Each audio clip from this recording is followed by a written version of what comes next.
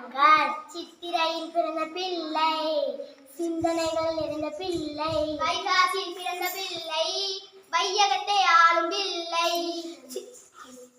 ஆனியில் பிறந்த பிள்ளை அறிவாளியாகும் பிள்ளை. ஆடி மாதம் பிறந்த பிள்ளை அறிஞராக வந்த பிள்ளை. அவனியில் பிறந்த பிள்ளை அதிகாரியாகும் பிள்ளை. புரட்டாசியில் பிறந்த பிள்ளை திரட்டாத செல்வம் இல்லை. ஐப்பசியில் பிறந்த பிள்ளை அற்புதமாய் படிக்கும் பிள்ளை. கார்த்திகையில் பிறந்த பிள்ளை கனிமேகம் ஆகும் பிள்ளை.